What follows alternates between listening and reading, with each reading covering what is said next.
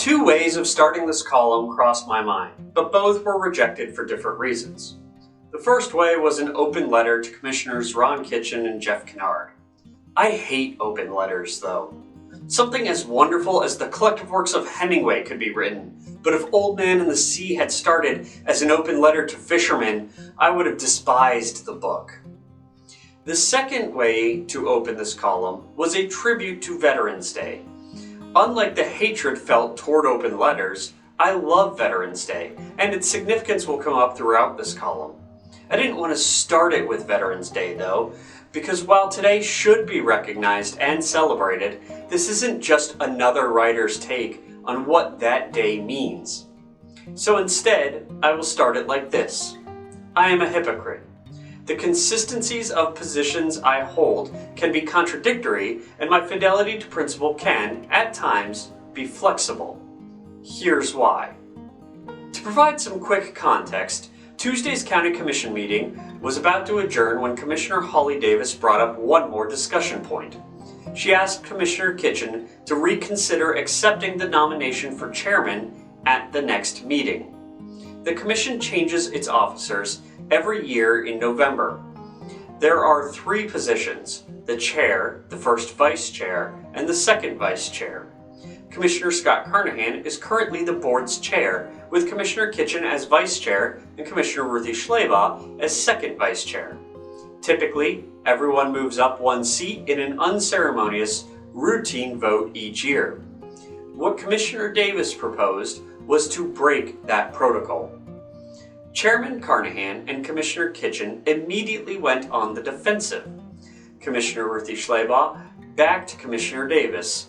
Commissioner Kennard sat silently, but later told Mike Wright that, quote, Ron Kitchen is in line to be the chairman. He needs to be the chairman, close quote. I should agree with that statement.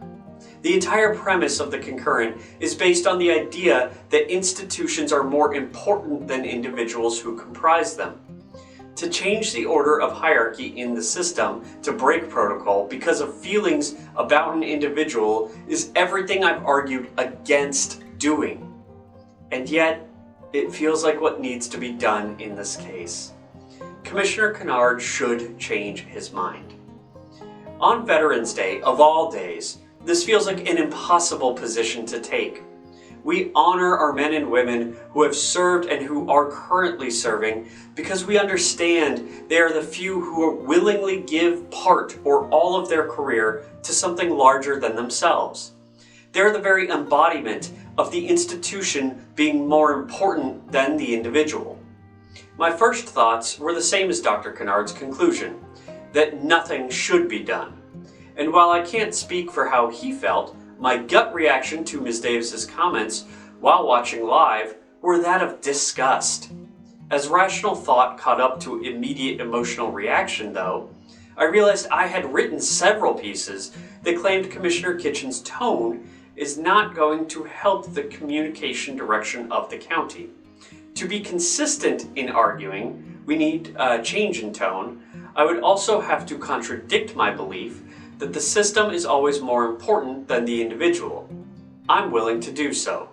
The board has been willing to do so in the past as well, when Commissioner Jimmy T. Smith was left out of the hierarchy rotation. This column started by saying it should be an open letter to Commissioners Kennard or Kitchen. Let's end it by focusing on Commissioner Kitchen. He understandably took the suggestion as a question of his ability. It's not. He has served the citrus community well for over a decade.